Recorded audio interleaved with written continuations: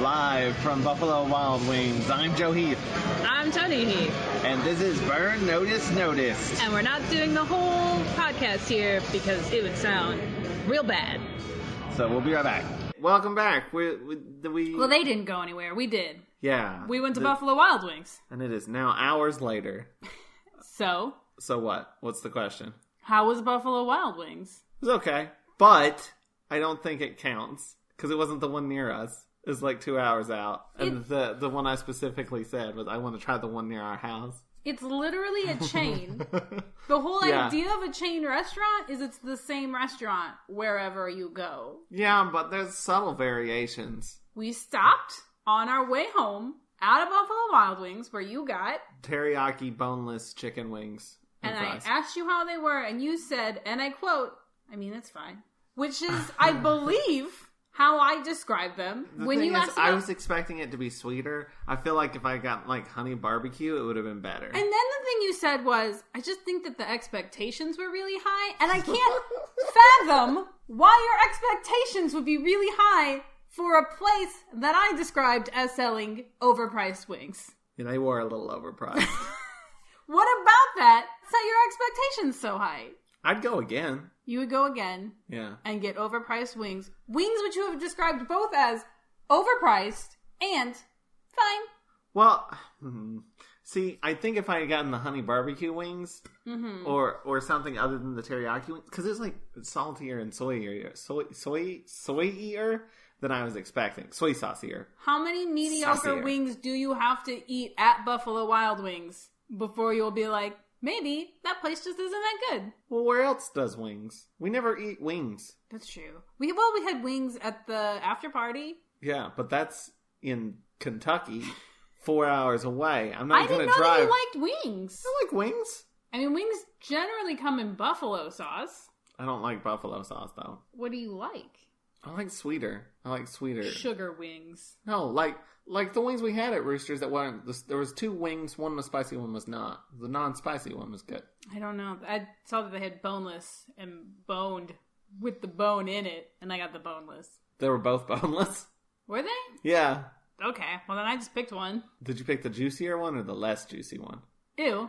I don't know. Like one was more glistening. The less glistening one, I think. Well, that one was more spicy. I just feel like my description of Buffalo Wild Wings was specifically that it was a restaurant that was fine. And we had an interesting experience there. So, they were doing a fundraiser, and we donated to the fundraiser. Also, our waitress was her first night on her own, and she did a very good job. I was very proud of her. Good job, Mads. Was it Murfreesboro?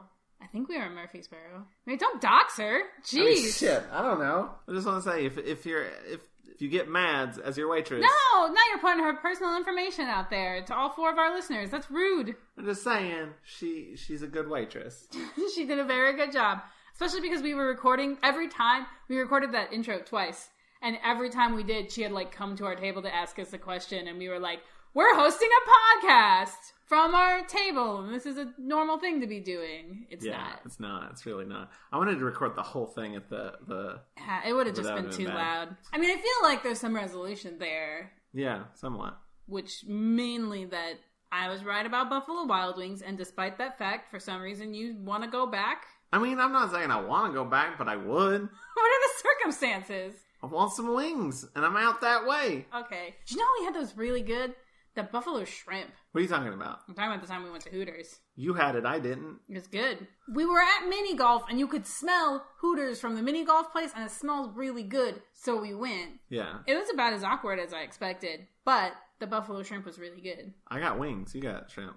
Did you like the wings? Yeah. How did those wings compare to Buffalo Wild Wings? I think Buffalo Wild Wings was better. Really? Yeah. Okay. Maybe they're about the same. It's been a while. I don't know. They're probably the exact same wings. Possibly. Should I do a plot recap? Yes, let's stop talking about chicken wings. There's actually a lot to get to. There was I felt like some drama this episode. So real quick, let me recap what I understand to be the plot of the 5th episode of Burn Notice. Family business. So, Nate, Mr. Burn Notice's brother, wants the car that Mr. Burn Notice has that Mr. Burn Notice didn't want, but he won't give it to Nate because that's how siblings work. To clarify, that this his dad's car. Yeah, the Charger. Which we talked about in the previous episode. Yes. During all that, they figure out that Sam bugged the Charger, and Mr. Burn Notice is very aggressive, passive-aggressive about this the whole episode. Nate, who you swore to me was not a spy. Right. Is the one who, like, had the case of the week and, like, brought it to Michael. Why is he on a case if he's not a detective or a spy? He's helping out a friend. That's what everybody has done so far. His mom brought him a case in a previous episode. He's not like a detective. I mean, like, how often do you know anybody who needs, like, some spy-level assistance? I mean, the thing is... Never. And that's a ridiculous premise of this show. But part of it is that Nate knows people that get mixed up in shady shit, and he's trying to help him out, but mostly he's just getting his brother to do it for him so he can make some money. Is he making money off of this? I don't think he makes any money off this one. Like, they say in this podcast that his plot's kind of tacked on, so... Okay, but the case of the week is this. Jake from State Farm, he's not from State Farm, that just made me think of it, accidentally made himself the pawn for an airport family of gun runners. They are going to try and sneakily tell the police that the airport family are gun runners because they can't just tell them because Jake's done a bunch of illegal shit at this point. But they can't do that because the police are all on the family's payroll. Seems like you know this better than I do. Mr. Burn Notice befriends the weak link of the airport family, Ari, and somehow gets the guns away through that, and then they throw them in the river. Yes. I mean, I trucked through it really fast, but then there's the B plot. The B plot is resolved by a coin toss because the episode is almost over. What's the B plot? You didn't the say. Car. The car. So, like, they're fighting about the car in the B plot throughout the episode, and then they're just like, toss a coin for it. Yeah. And also that they're looking for a will, and it turns out it's not in the will, and the mom just lied because that's who she is as a person. Mm-hmm. That's what I got. I mean, it seems a little thin, but to be honest, the episode was a little okay. Thin. Okay, so I'm ranking your both summation, my understanding and the summation that Bri and Chris gave in the episode. Yes, I would say your summation of their summation was dead on, right? Accurate. Hell yes. Yeah. A+ for me. I think maybe you could have been a little more understood it a little bit more in detail. I mean, I think you do have it, but there was one part that they sort of didn't mention, and then they mentioned it way later on, where it would probably have been disconnected mentally. And I feel like this would have been clearer if they'd mentioned it in their recap. They say, like, Ari takes Mr. Burn Notice to where the guns are all at, right? Mm-hmm. And then later, Mr. Burn Notice shows up and takes the guns and leaves. You're probably like, yeah, because he knew where they were. But, like, when that happened, he was blindfolded, but he was being followed by Sam. Literally in my notes it just says, they get the guns, ? Yeah. Then, like, Bri mentions it later, but, like, when they say that he takes him to look at the guns, they don't mention that he was blindfolded during that time. I think they only mention it in, like, the spy tips. Yeah. Section. Okay. So, because I do remember them saying that, but I was like, they talk about him being blindfolded, but I was like, I didn't have any context for it. That makes sense. So, like, they blindfold him, but they use spy tips to figure out where the guns are, and that's how they get him. Yeah, like, they took him blindfolded, because they're like, we don't want you to know where the guns are at, but we want to show you that we have the guns. But, like, Sam was following. Got it. So Sam knew where the guns were. And that's why... I left out, like, that's an important thing that they talk about in the episode, but there's a alias. Which is Steve Remington, which I thought, and I could be wrong, but I figured it was a reference to Remington Steele, because they've used the alias Cagney and Lacey before, which is... Is his first name Steve in the...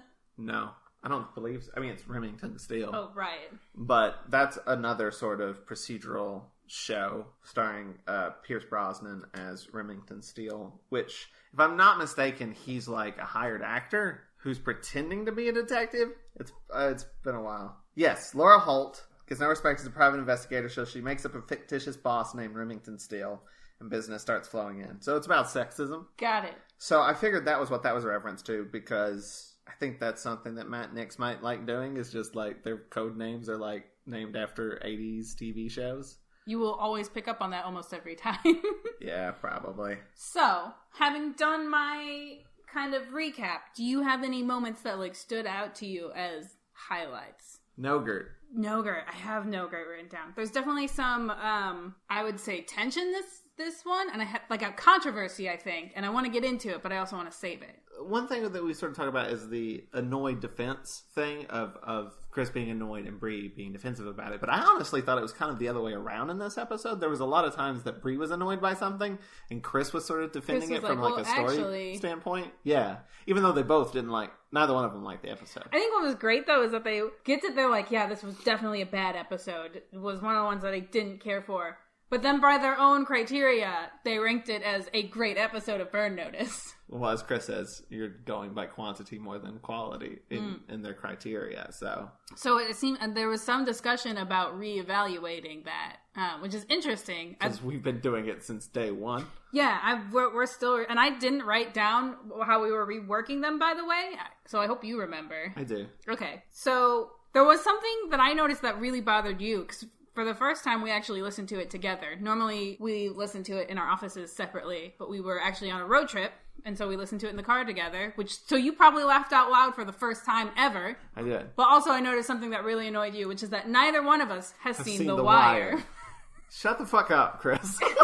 No one's seen The Wire except you, okay? You think everyone's seen The Wire. Lots of people have seen The Wire. It's a very popular TV show. I think you made it up. You know what I've heard the most about The Wire? What? I've heard jokes in other shows about The Wire, and most of those jokes are, I haven't seen The Wire. I'm not going to. Yeah, that joke's in BoJack Horseman. That's true. The only other jokes I think are in Community, and that's just that they use the same cast members, apparently. But never seen The Wire. Me either. So every single time Chris made a reference to The Wire, because he kept calling it back. And he was like, I'm not talking to you, Bri. I'm talking to the audience. We're the audience, Chris. And we'd have never seen The Wire. And we're probably never going to see The Wire. I might see The Wire at some point, but probably not anytime soon. No, you're not. I might. But you're not, though? I might.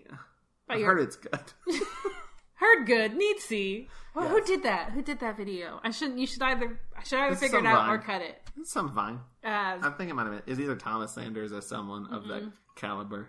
It wasn't Thomas Sanders. Let's get to the kind of juicy part. Okay. Which is there was a fight in this episode that was cut. Now. Yes. We cut stuff from our podcast all the time because it's boring. Yes. And it's a little jarring in the episode because Chris goes from 0 to 11. Chris goes from 0, and I can't even remember what they were fighting about, to be honest. It had something to do with the car. What does that mean? What was the fight? I think the fight was somebody, it was either Nate or Michael, I don't remember which, took the distributor cap from the charger so that it wouldn't run.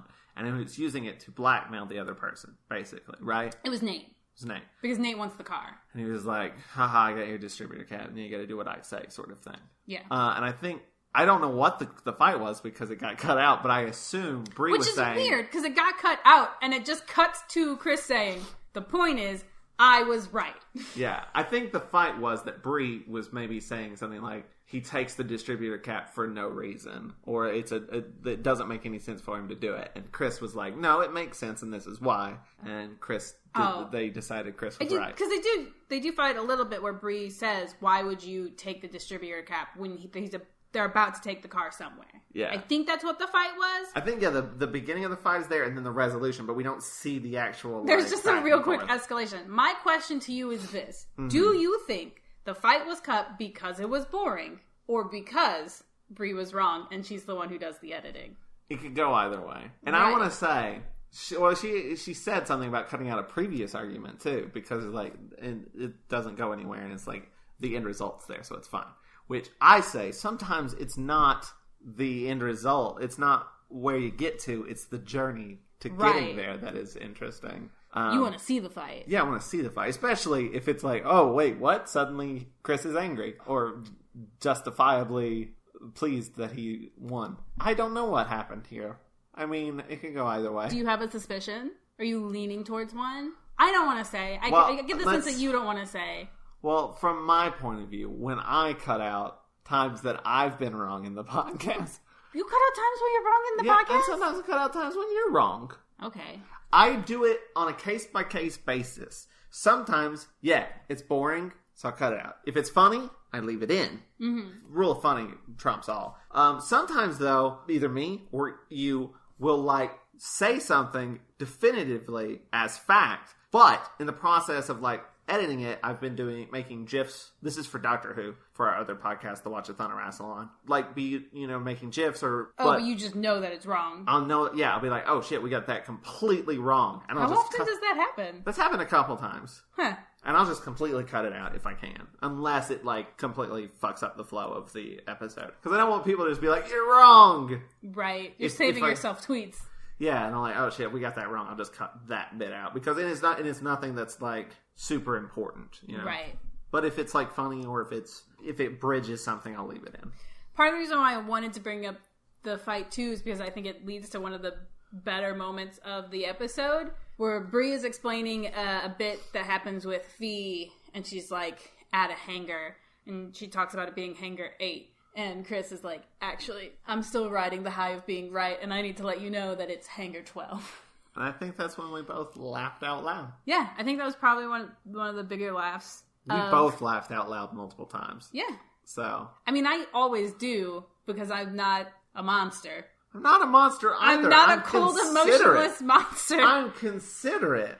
I feel my feelings. I don't want to disrupt other people's day. I don't think that was the biggest laugh, actually. I take it back, because the biggest laugh was Bri saying, I like scenes. I like when scenes happen. Scenes in a show. I like when there are scenes. I like when people make scenes.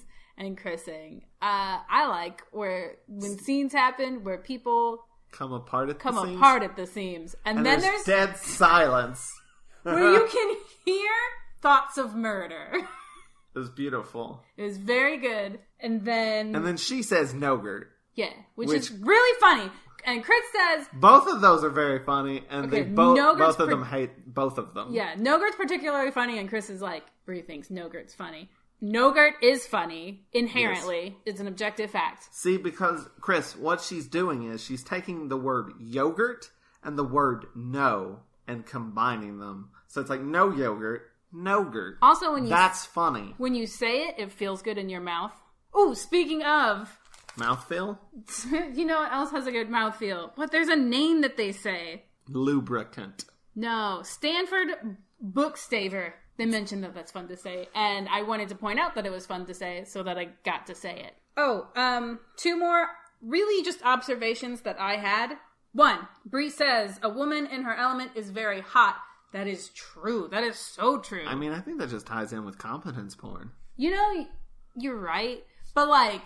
I don't know, man. When somebody's, like, really self-assured because they just know what they're doing, especially, like... That can backfire, though. No, I mean, like, especially if it's, like, something really specific, right? Like Bri is talking about Fee with explosives, or, like, I don't know, when somebody's got, like, a specific hobby that's theirs, and they're, they're in the middle of crafting, and they, like, know what they're about, and they know what they're doing, and you're like, that's really hot. You're just nodding at me. Yeah, I get it. All right. I just wanted to point out that I was, like, listening to the episode, I was, like, nodding emphatically, like, yes, hard agree. I get that sentiment. I don't super get it with Fee. I've never been super into Fee, to be honest. From what I've heard so far, it sounds like she's a little underwritten. I don't know if she gets better. I don't know either. How much of Burn Notice have you seen? A couple seasons, maybe? Maybe only a season. To me, part of the reason, like, I'm not super into Fee is, like, she's, like, TV hot, and I never care for that. Oh, that's fair. She's very generic to me. When people are TV hot, and it's like, I know that they're hot. She's like CW hot, and I don't... But yeah, when people are CW hot, they're like so generic that they don't exist. Yeah, she's got like supermodel looks, and I'm just like... You're like, I definitely understand that. Yeah. Like, you know how they said Michael Weston is like... A non-entity. Yeah, a restroom sign of a man. You think she's a restroom sign of a woman? Yeah, which, I mean, that makes them perfect for each other, I guess.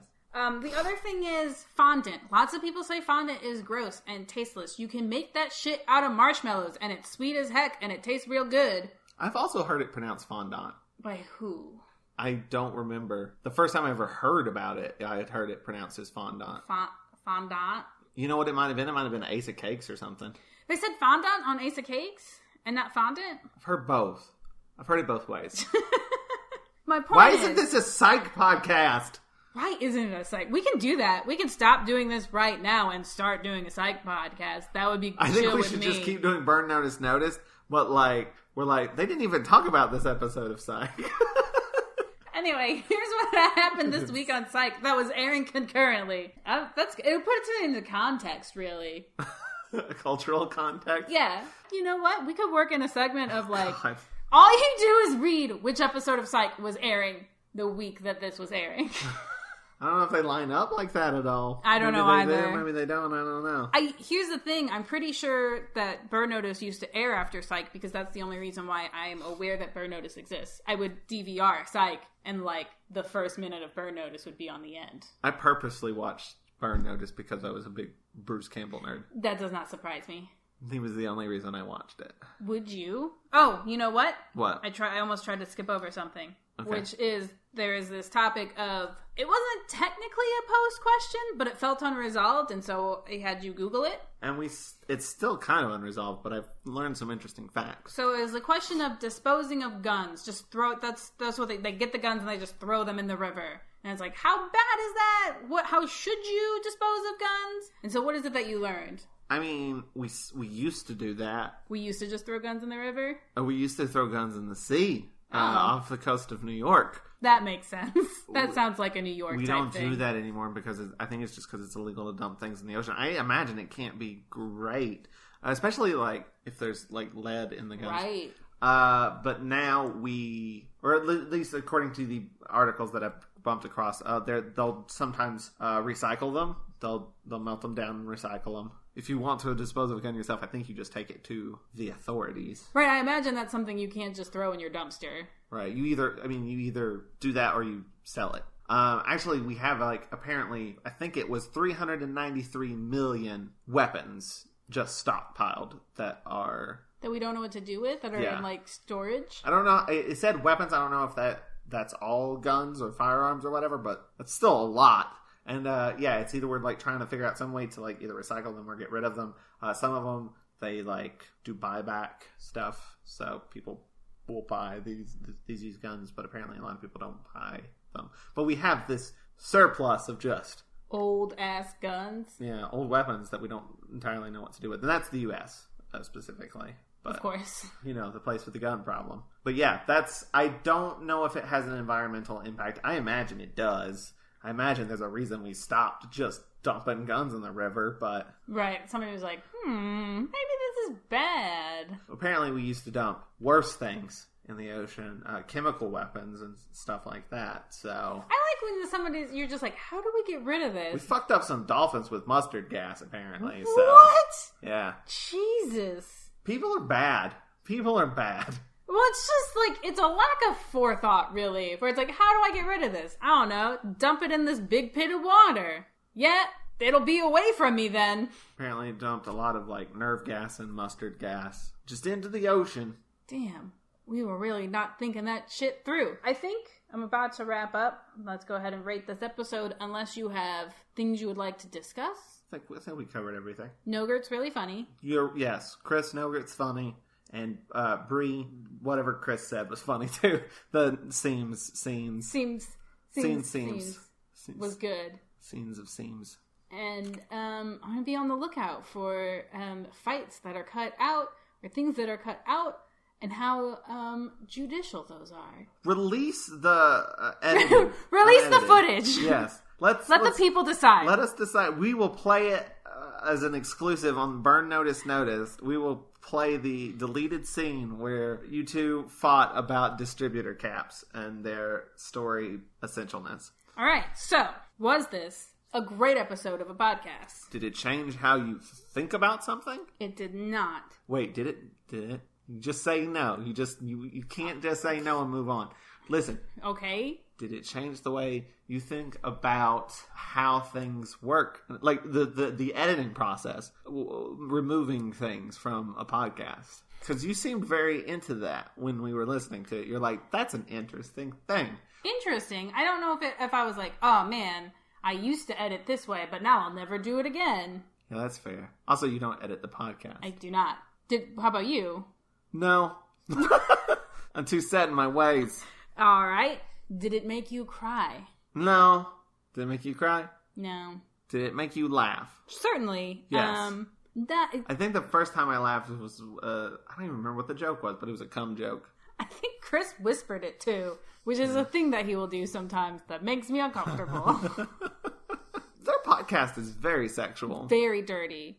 I think we didn't talk about it because I specifically didn't write it in my plot recap, even though I wrote it in my notes. Because there's a joke about special lubricant. Yes. And I think that might have been it. They also mentioned daddy at one point, too. Again, yeah. Burn daddies, remember? Yeah. So I actually checked out that, hashtag on Twitter, and it's completely empty. So if you wanted to, tweet about the show using hashtag burn daddies... Please do! That would be great. Good. It would be a choice. Let's get that trending. Hashtag burn daddies. Did it make us laugh? We said yes, but there's a qualifier on that one. Is how much did it make us laugh? I was physically with you this time. Yeah. So, okay, having been physically with you and known how much you laugh, I need you to, rate your response so that I can compare it to how I personally felt about it. That's how I'm going to establish the objective Joe laughing scale. I mean, there was a couple of chuckles, and then there was some, big laughs. Yeah. I would say there was one or two of those from you. Yeah. I mean, the cum joke made me laugh pretty hard. The scenes and the no-gurt. Yeah. Both of those. The no-gurt, and the ones that they hated the most were the ones that we found both the most funny. Yeah, I'm going to give that a positive on that one. It's not enough to make it a great episode of a podcast. It's not enough to make it a great episode of a podcast, but pretty good. Was it a great episode of Burn, Noticed? Now, we reworked these, and I didn't write them down, but you said you remember. First off, we have, just do you feel like you know what happened in the episode of Burn Notice? Yeah, I do. I'm actually starting to feel like I have a working knowledge of this TV show that I've never seen. I feel like I could tell somebody what it was about and what it's like, and really I feel like I could drop in it feels like Fee's character is really underwritten. I said that in the podcast, and saying that I was I've never seen this show. Right. But that's a feeling that I get from listening to Burn, Noticed. Do you feel weird that other people are making opinions for you? No. Honestly, that's how I'd like my life to go. I'm real lazy. Okay, we have two more. Two more. Compulsive with you. No. Was there the daddy dynamic? Absolutely. Yeah, I specifically turned to you at one point and just said daddy. Because Chris was because Chris was riding high on winning an argument, and then Bri had to he made that joke about split at the seams, and Bri was like, no, you're gonna need to knock it down a peg or two. I can't have this. And Chris was like, yeah, that's the way I like it anyway. So yes, to the daddy dynamic. Yes. So that's so far we're can't believe we've chosen to codify it that way in our official review. Literally, if we could pick any other thing, that would be great. No. Hashtag burn daddies. Hashtag burn daddies. So far we're 2 for 2. 3, was there the annoy defense dynamic? Yeah. And now you said it was different. Yeah, because it was there. It was there, but it was swapped. Does it need to specifically be Bri being annoyed, or Chris being annoyed and Bri being defensive? Do you know how else? Because I think I enacted the pornography rule, right? I'll know when I see it. Do you know how I knew that this one was a great episode of Burn, Noticed? How's that? We listened to it in the car on the road. We still had 2 hours to get home. And I was like, aw, man, I can't wait to get home to record this episode because there is some stuff to talk about. I was pumped. I was I'm going to analyze the shit out of this podcast. It's going to be great. It definitely gets that rule. So all around, great episode of Burn, Noticed. Right? Yeah. Cool. We did it. We did it. We're done. Bye. Is there anything else we need to talk about? Anything? Hey, if you're still listening, please listen to our other podcast, the Watch-A-Thon of Wrestling. Oh, yeah, we should totally plug that. If you are someone who has, come and listened to us from listening to Burn, Notice, first of all, that's wild and you're amazing. Second of all, if you like hearing us talk and discuss about things in way too much depth, we do a podcast called the Watch-A-Thon of Wrestling. We're watching through all of Classic Who, a serial at a time. We are currently in the 4th Doctor era. We're about to start the last season of Tom Baker, the 4th Doctor. And we have guests on it all the time. Chris is one of those guests. Mm-hmm. Check it out. How do we normally sign these things off? Burn Noticed. You've been noticed. Burn. That's right. That's my sign off. Oh, I don't have one. Keep it cool, you burn daddies. See you later, burn daddies. Stay lubricated. No!